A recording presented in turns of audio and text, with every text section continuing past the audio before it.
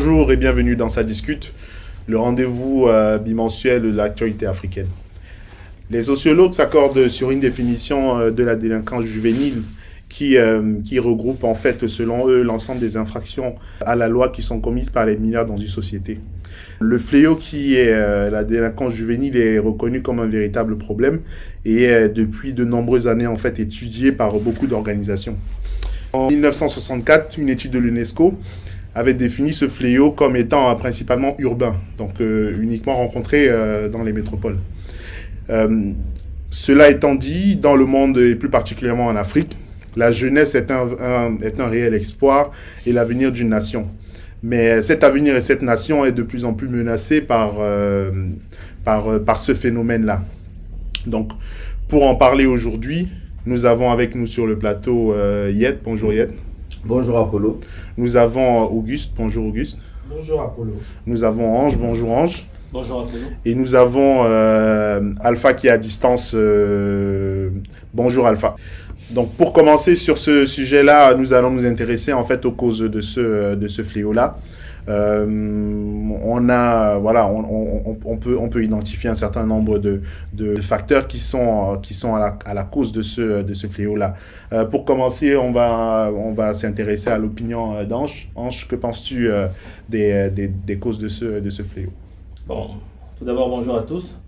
Je pense qu'il y a plusieurs causes qui sont à l'origine de la délinquance juvénile en Afrique, parmi lesquelles nous avons la pauvreté. C'est un peu la cause que nous connaissons tous. Aujourd'hui, en Afrique, il y a plusieurs populations qui vivent dans une pauvreté, mais c'est une pauvreté qui est profonde, je dirais, parce que bien à l'époque, nos parents étaient aussi dans la pauvreté, mais c'était un prétexte de travailler et de bien s'occuper de leur famille et d'inculquer une certaine éducation.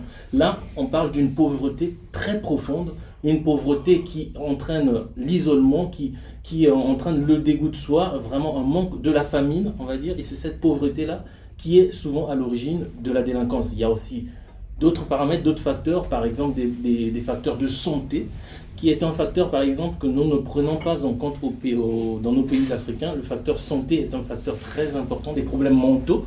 Plusieurs de ces jeunes sont victimes de problèmes mentaux que nous ne prenons pas en compte, et donc ils sont stéréotypés comme délinquants, mais derrière, il y a ces problèmes mentaux. Il y a d'autres facteurs que mes collègues pourront parler aussi. Donc toi, selon toi, vraiment, tu identifies qu'il y a le premier facteur qui serait la pauvreté, même si la pauvreté a sévi dans nos pays depuis plusieurs années, mais tu dis que ses conséquences aujourd'hui sont un peu différentes, c'est ça? Exactement.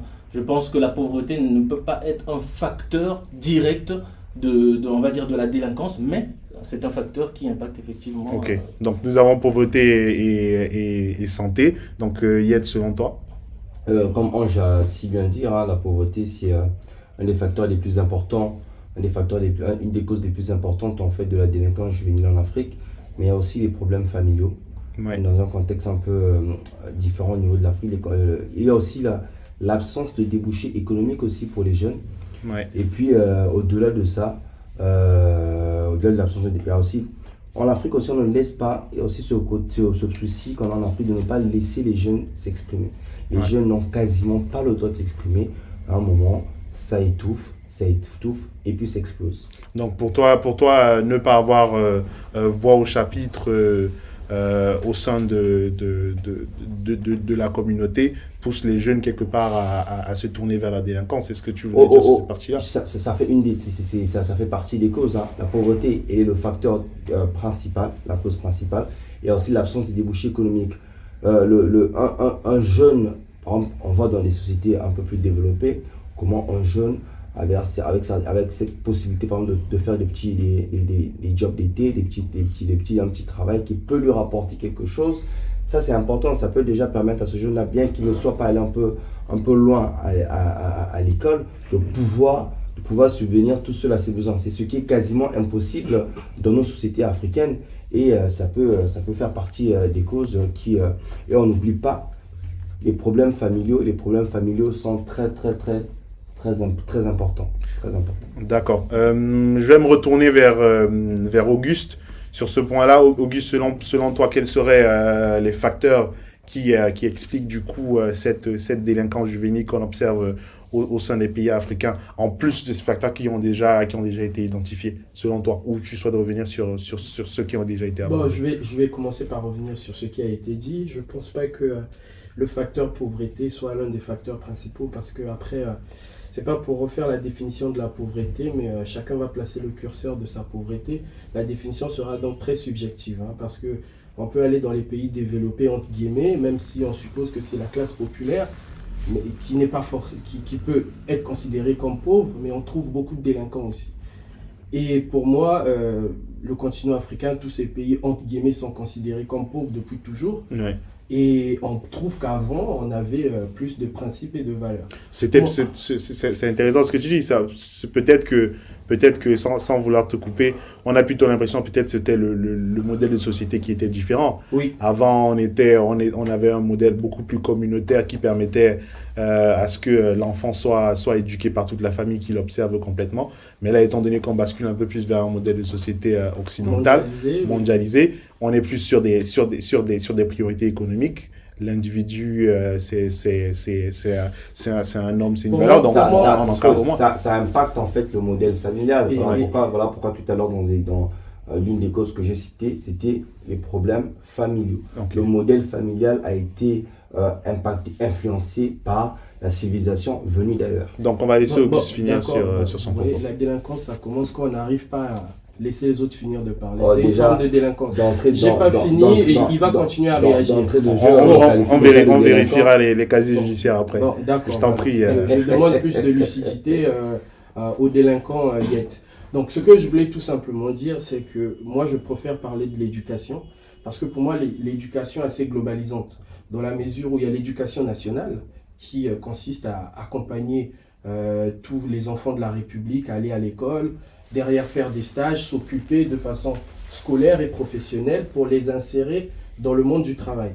Et ça évite l'oisiveté qui va empêcher certains de tomber. Et de l'autre côté, il y a le facteur des infrastructures qui empêche certains d'avoir tous les leviers qui permettraient à l'enfant d'être informé, d'être formé, d'être éduqué à la maison, d'être assisté. Parce que l'État et les parents font un travail en connivence pour accompagner l'enfant vers une éducation efficace. Ok, je te remercie. Je me retourne vers Alpha. Du coup, Alpha, c'est vrai que tes collègues ont déjà identifié un certain nombre de fléaux. Si on rentre un peu plus en détail, moi, j'aimerais avoir ton avis sur un point en particulier qui est la cellule familiale, parce qu'on a parlé de l'éducation. On pense que la base de toute chose, c'est la cellule familiale. À quel point est-ce que tu penses que les parents auraient abandonné leurs responsabilités dans leur rôle d'éducation, ou est-ce que tu penses tout simplement qu'ils sont plus ou moins submergés? Je t'en prie.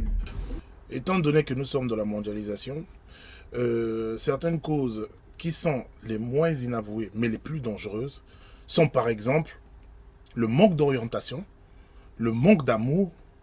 Certaines personnes, certains jeunes, nous voyons parfois, le fait qu'ils ne reçoivent pas à la maison l'amour familial, il se dit que bon, il transforme une personne du dehors, il idéalise une personne du dehors, il est là pour dire que bon, cette personne, pour moi, cette personne du quartier, c'est mon monument, parce qu'il lui donne un certain amour qu'il n'arrive pas à retrouver, tu vois.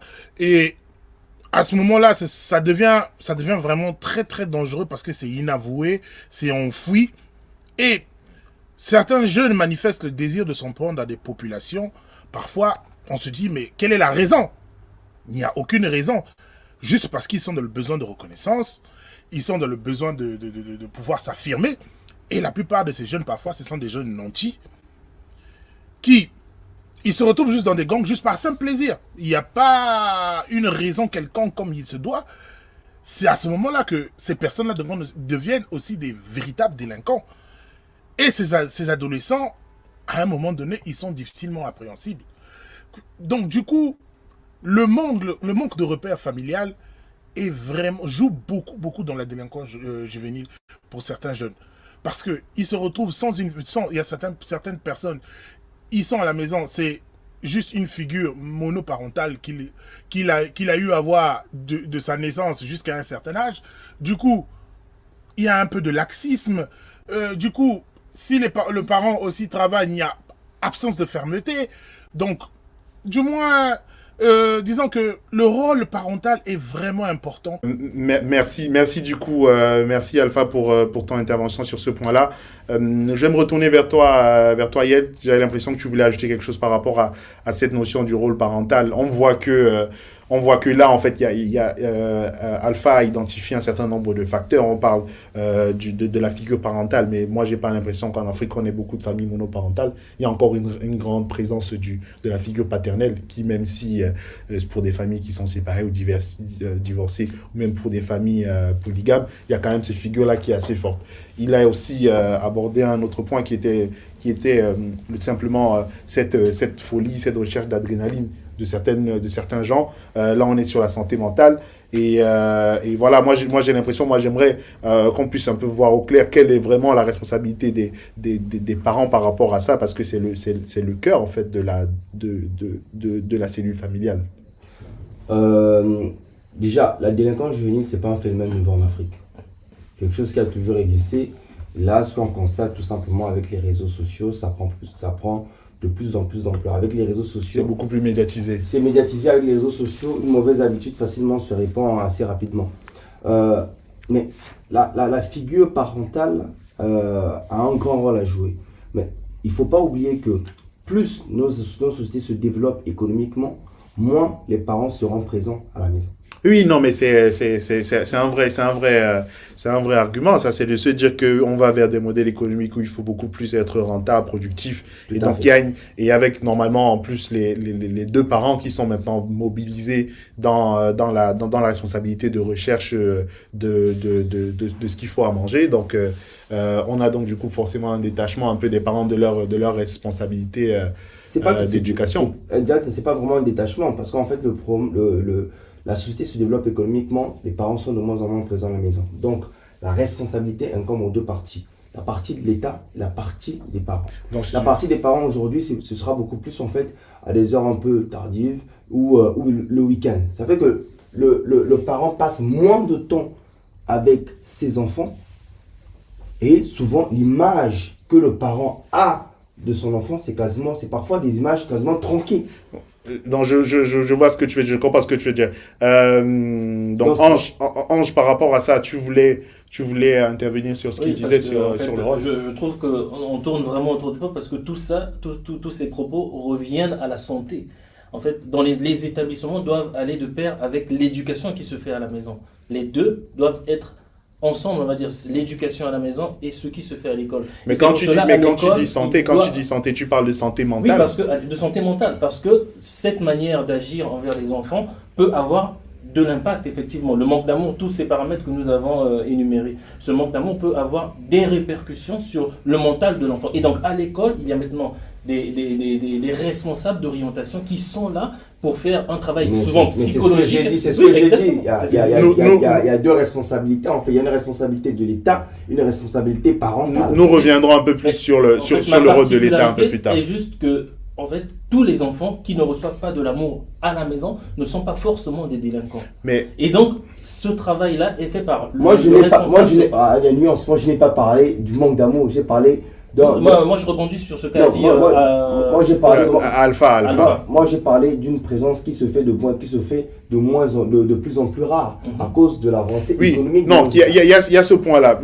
Mais ce que tu dis m'intéresse, et je pense que ça va intéresser les auditeurs, parce que sur ce point-là, et après je voudrais entendre Auguste, quand tu parles de santé mentale, on sait quand même qu'en Afrique, le traitement des problèmes mentaux, la prise en charge, c'est pas encore un sujet en tant que tel. Donc là, ce que tu es en train de dire, c'est que il y a un angle d'attaque pour résoudre ce problème de la délinquance juvénile là qui n'est pas traité en fait par exactement. Dans les établissements scolaires, je pense que c'est un problème très important il faut mettre peut-être en œuvre. On en parlera peut-être tout à l'heure lors des solutions à trouver. Oui, je pense que c'est un point sur lequel il faut se pencher. Ok. Moi, ce qui m'interpelle surtout dans ce que Yet et Alpha disait, c'était les éléments économiques. On voit que la cellule familiale évolue et du coup, on comprend que si elle évolue et qu'elle est plutôt dans cette démarche-là, d'être moins présente au niveau de la famille parce qu'elle est plus présente au niveau du travail, ça voudrait dire normalement que la situation économique de la famille s'améliore. Mais la plupart le principal facteur qui est souligné, qui est identifié en cause de délinquance, c'est vraiment c'est la pauvreté. Donc pour moi, on est un peu cet argument là, même s'il est entendable un peu est un peu contradictoire par rapport à la situation. Moi, j'aimerais du coup Auguste Ce n'est pas parce que tu travailles beaucoup que ta situation économique à toi s'améliore. Oui, ça s'entend. Donc là, il faut vraiment, et du coup, un peu éclairer nos auditeurs sur la partie. Peut-être qu'il y a un contexte socio-économique un peu plus large qu'il faudra expliquer parce que on va voir qu'il y a du temps de travail qui augmente, mais on voit toujours de la délinquance persiste parce qu'ils considèrent qu'ils n'ont pas assez à la maison. Comment est-ce que toi tu l'expliques D'accord. Déjà, entre boire et conduire, il faut choisir. Mais honnêtement, il est difficile faire un choix propice sur ce qu'il faut sur une éducation assez efficace. Moi, je pars du postulat que il y a eu les anciennes technologies étaient basées sur les mines, etc. Il y avait des ouvriers qui travaillaient aussi longtemps qu'on travaille aujourd'hui, qui passaient beaucoup de temps dans les usines, mais qui arrivaient à éduquer leurs enfants. Exactement. Est-ce qu'il n'y a pas des valeurs qui se sont dépravées? Est-ce que la mondialisation, est-ce que aujourd'hui la surmédiatisation de certains sujets n'ont pas abêti nos enfants? Mais moi, je t'interpelle un peu sur ce que tu dis parce que on dit, il y a une citation, hein, pour élever un enfant, il faut tout un village. Est-ce qu'on ne peut pas considérer que l'évolution du contexte socio-économique pour les pays africains qui vont vers des modèles de société un peu plus occidentalisés avec de la recherche de rentabilité ne fait pas que on ait du coup en fait une perte de cette notion-là de la nécessité en fait de tout un village qui va par le biais par l'exemple et par le travail apprendre en fait à l'enfant à suivre le bon chemin, à faire les bons choix. Voilà pourquoi j'ai parlé de valeur. Alors moi c'est là où je parle d'une certaine authenticité de son identité. Je suis un peu dur ou extrême. Je veux dire quoi par là? Tu veux faire une Mobutu là? Non, pas encore. Là, il n'était pas délinquant. Là, c'était important. Merci, Yet. Non, je voulais tout simplement dire que l'évolution d'une société doit s'effectuer par rapport à ses propres aspirations, ses propres réalités. Le problème, c'est qu'on a greffé les réalités occidentales avec nos réalités à nous. Et je pense que ce cocktail n'a pas été assez bien accueilli sur notre continent. Ouais, un problème d'adaptation au modèle, en fait. Très bien, merci d'avoir résumé ça comme ça, un problème d'adaptation au modèle. Moi, je pense que si on adapte notre réalité, nos aspirations, par rapport à nos objectifs, en partant de notre histoire, la chose sera plus compréhensive. Et on va adapter l'éducation. Mais ça, c'est un chantier hautement philosophique. Ça, c'est assez... c'est assez sociologique. Moi, je parle du principe où... notre société, aujourd'hui, notre société est constituée des parents qui sont restés un peu de la vieille école et des parents modernes. Je ne dis pas que ceux qui sont modernes ou de la vieille école sont mauvais, mais on peut faire un bon brassage. Tu es moderne ou bien de la vieille école? Je suis un peu entre les deux. Voilà pourquoi j'ai dit entre boire et conduire, il faut choisir. Je préférerais conduire, mais de temps en temps, il faut... Mais tu n'as qu'à prendre un Uber. Tu voulais dire quelque chose par rapport à ça? En allant dans le sens de Auguste, je pense que ce n'est pas la quantité de temps que nous passons avec les enfants qui influence positivement en fait l'éducation. C'est la qualité. Ouais. C'est ça, c'est la qualité en fait. Et dans la qualité, on peut retrouver l'influence culturelle. C'est très important. D'accord. Ok, donc je comprends. Donc on voit qu'il y a un certain nombre de facteurs sociaux, économiques, sanitaires aussi, avec la santé mentale qui est un vrai sujet et qui doit être souligné. Donc dans tout ça, en fait, quand on se rend compte que la cellule familiale, en fait, entre guillemets, fait défaut ou est submergée pour toutes les raisons qu'on a abordées, quel est le rôle de l'État dans tout cela, en fait? quel est le rôle de l'État, comment est-ce qu'il se positionne par rapport à ces difficultés-là à laquelle font face toutes les sociétés africaines. Moi, j'aimerais entendre Alpha sur ce point-là. Quel est le rôle de l'État selon toi, Alpha? Je voulais d'abord rebondir sur une chose vite fait, en reprenant un peu mon frère Ange qui me parle de santé mentale. Je voulais juste lui dire qu'en ce moment, nous sommes en train de faire de la sociologie. Et la sociologie, s'il faut un peu l'expliquer la définition, c'est l'étude scientifique des faits sociaux humains. Donc ça veut dire que l'humain, il peut être noir, bleu, et chacun a son comportement. Donc pour dire que lorsque j'ai rebondi sur le fait qu'il manquait un peu d'amour sur certaines personnes qui tombent dans la délinquance juvénile, c'est un fait, c'est une étude établie sur un échantillon de personnes. Voilà. Donc, maintenant, pour revenir à votre question, en ce qui concerne les États, il y a certains États qui ont abandonné et il y a certains qui n'ont pas abandonné. Donc, certaines populations crient leur ras-le-bol en ce qui concerne l'insécurité. Ils indexent les pouvoirs publics plusieurs fois, mais les pouvoirs publics sont aussi confrontés à beaucoup de bureaucratie. Ça aussi, il faut le dire. Le manque de réinsertion que l'État peut mettre en vigueur, c'est ça aussi qui permet à certaines personnes de pouvoir toujours revenir dans le banditisme. Voilà.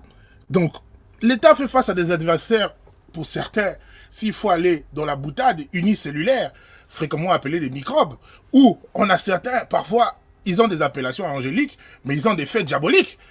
Comme dans certains pays, on les appelle communément des bébés noirs. Mais bon, c'est juste, voilà.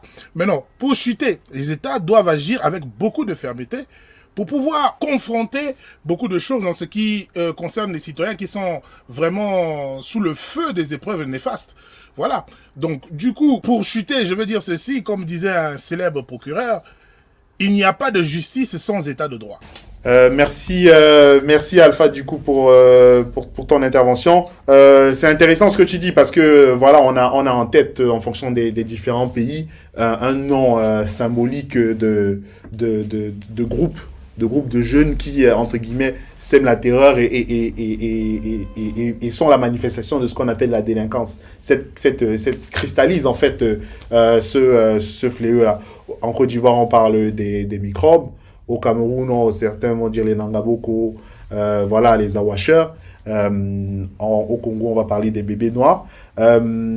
Pourquoi, selon vous, en fait, ces groupes d'individus-là qui commettent ces actes délictuels-là ne sont pas réellement, en fait, chassés par la police? Pourquoi il n'y a pas une vraie politique sécuritaire pour résoudre ce problème-là, Parce qu'en fait, la chicotte ne résout pas tout.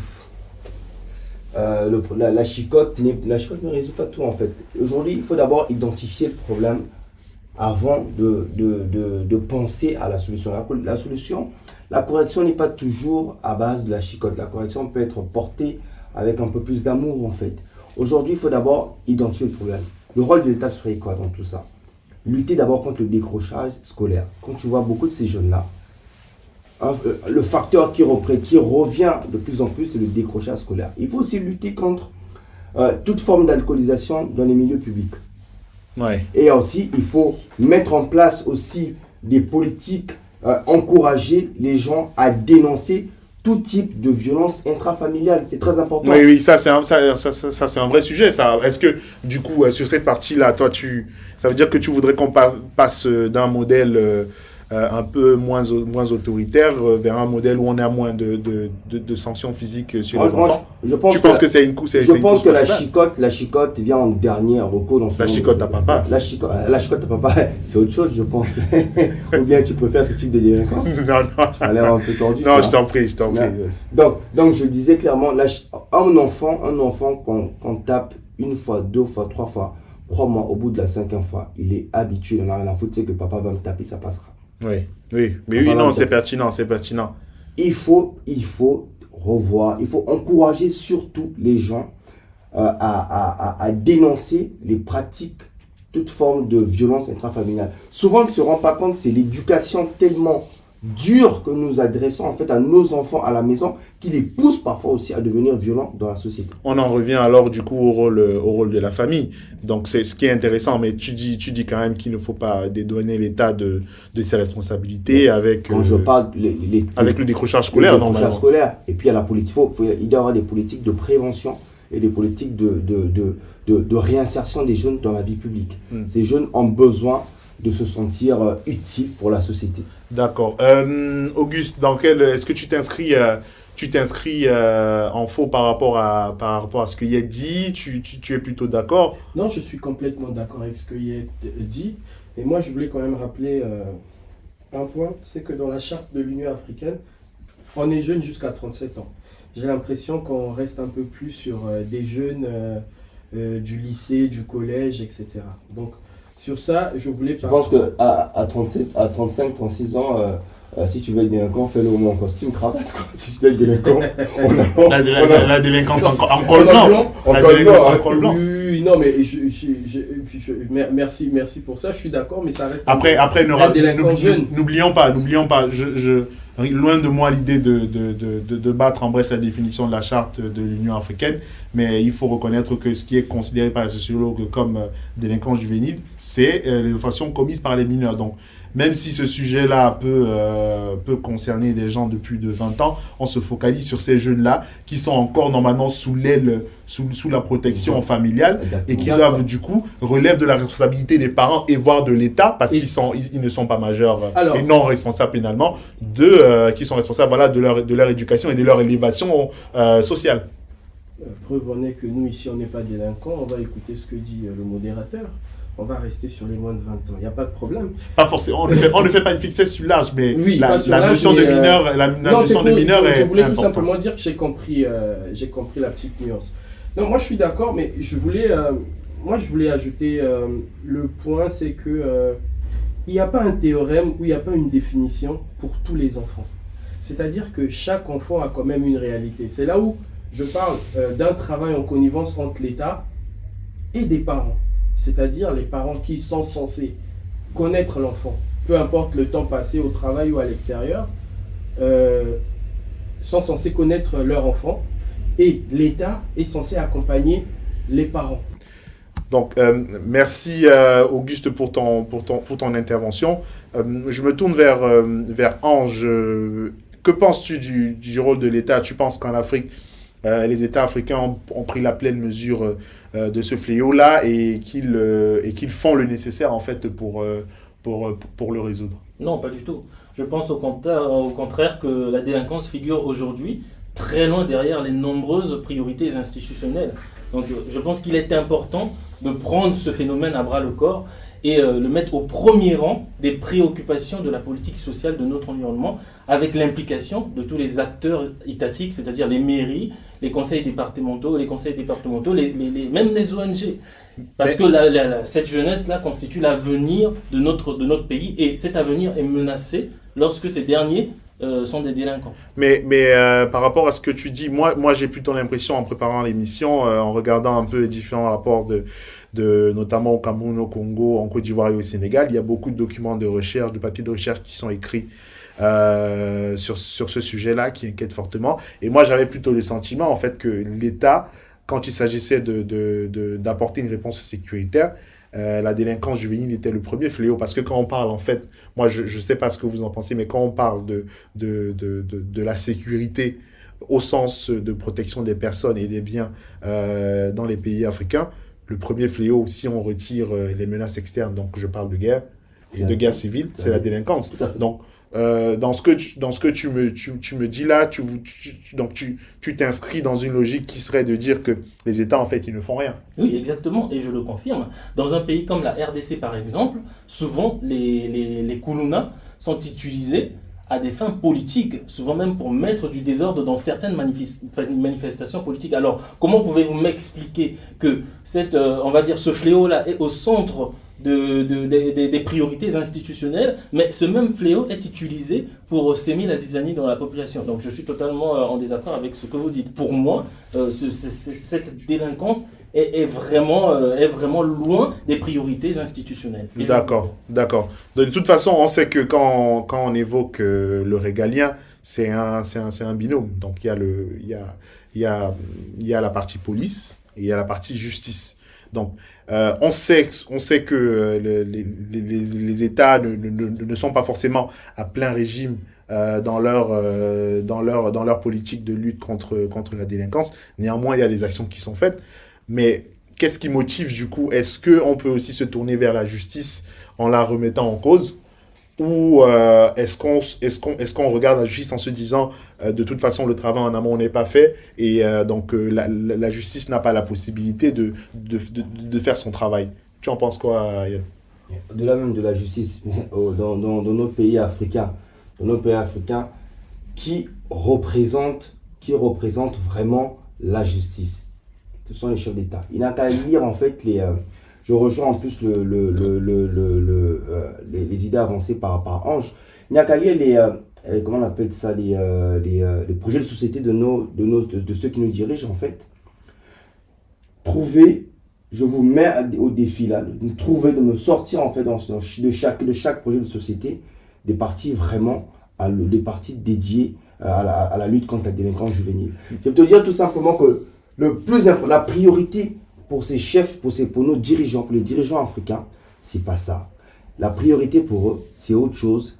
Il y a un problème de faim, il y a un problème d'école, et là encore, c'est avec beaucoup de pincettes.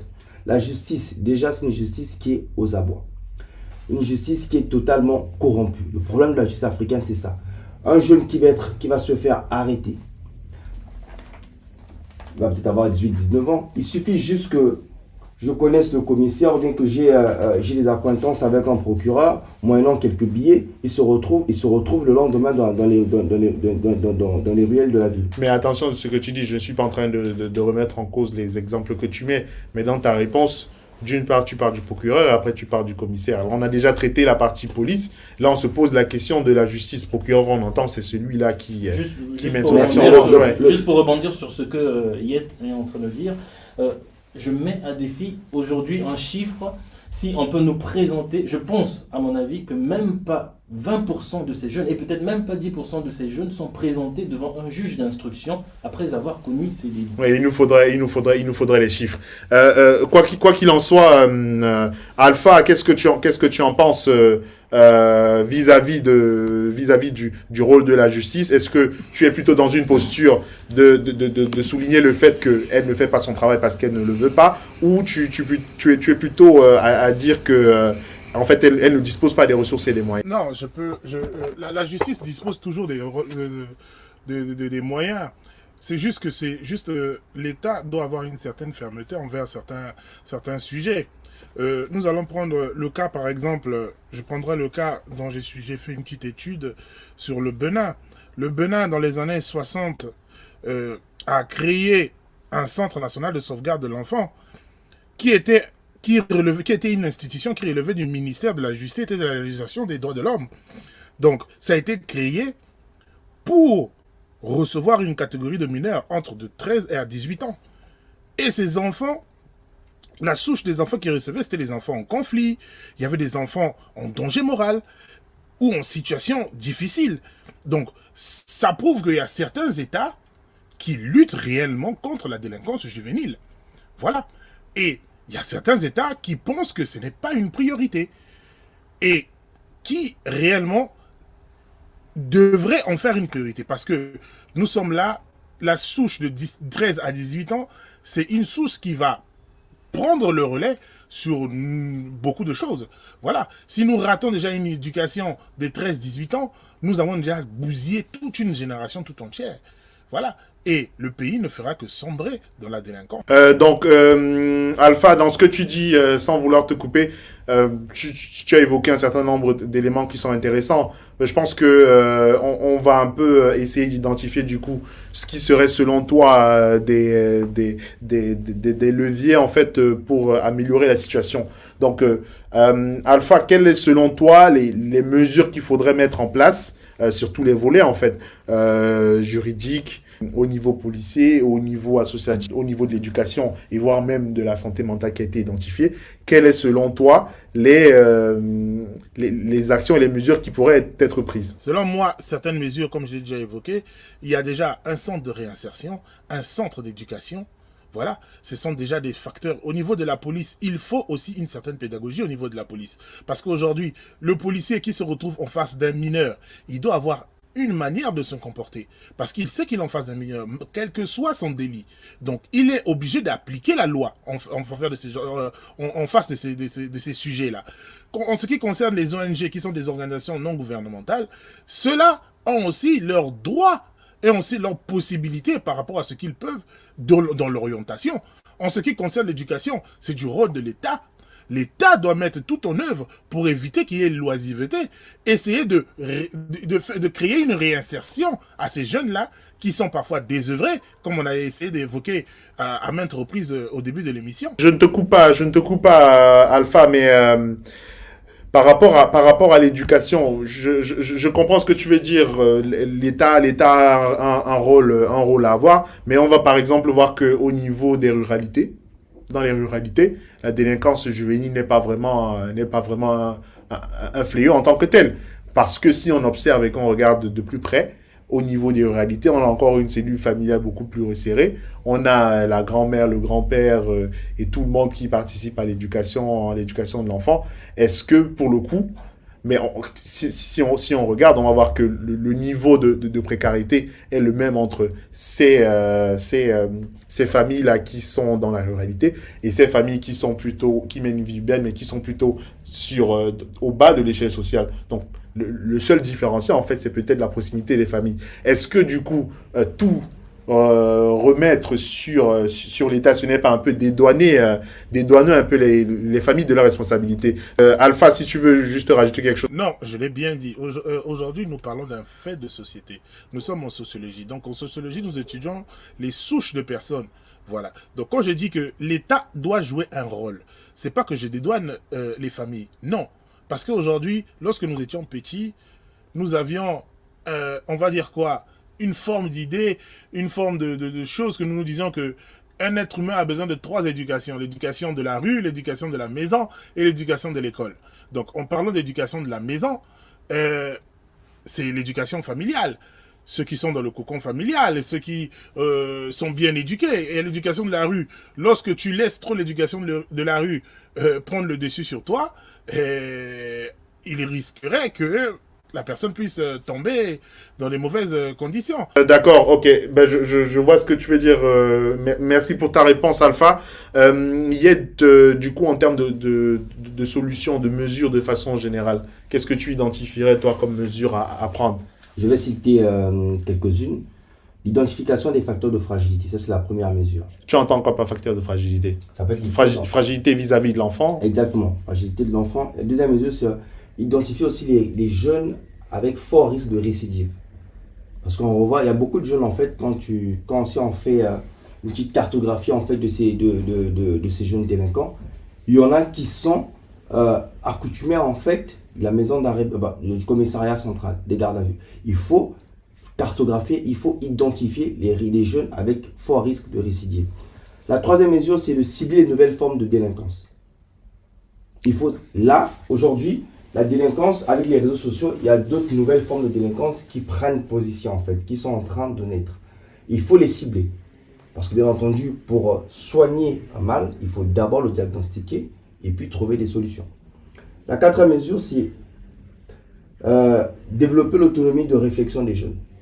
Des centres qui permettraient aux jeunes de discuter entre eux sur des sujets qui appellent à plus de réflexion. Ça, c'est très important, ça fait travailler le cerveau, ça les occupe. Le jeune a besoin de s'occuper, surtout en termes de cerveau, ça lui permet de rêver un peu plus grand et un peu plus correctement.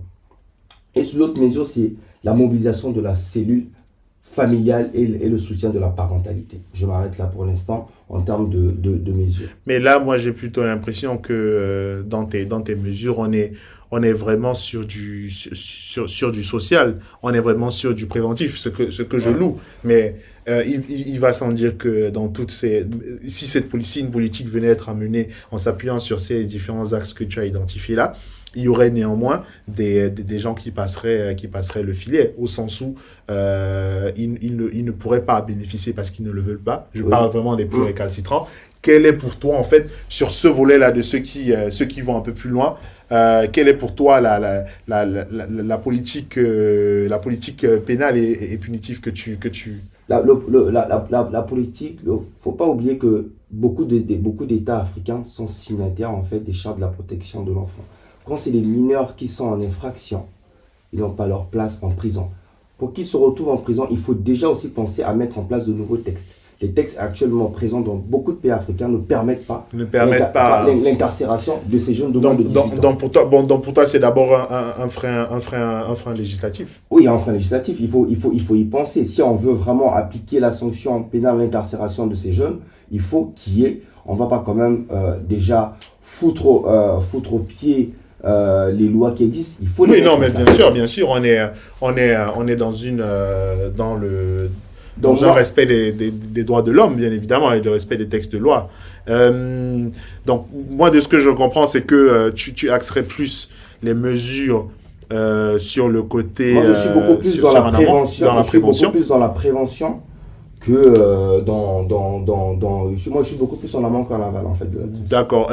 Auguste, quelles seraient les mesures que toi, tu emmènerais? Est-ce que tu es plus sur une logique de prévention? Parce que dans toutes les mesures que Yeta a soulignées, on voit qu'il y a un peu du rôle associatif, il y a la présence des familles, et il y a un fort rôle de l'État au sens monitoring général. Quelles est selon toi les mesures qu'il faudrait porter pour résoudre ce problème-là? Alors déjà, il y a un adage qui dit que les délinquants font moins mal qu'un mauvais juge.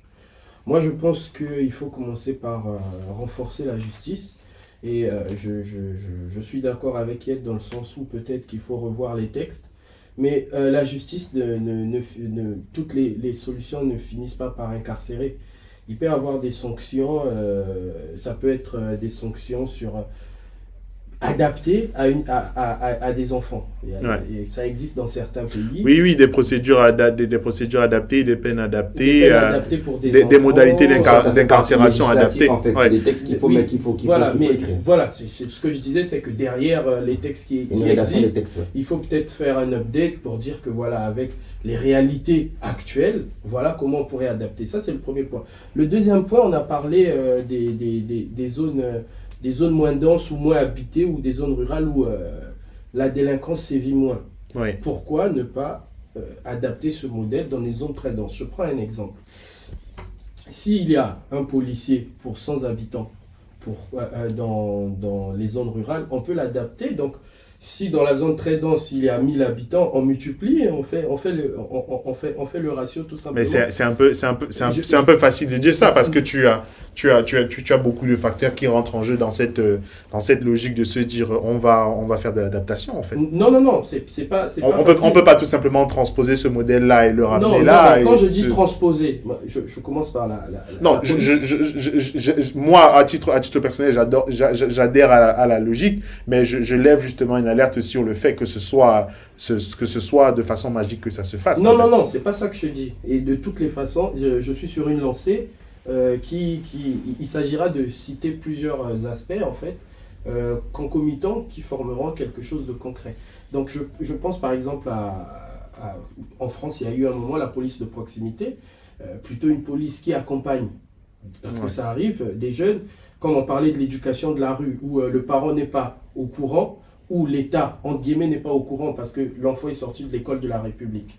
Je passe ce point, je prends l'éducation. Moi, je pense qu'aujourd'hui, il ne suffit pas d'avoir un prof pour pouvoir éduquer un enfant.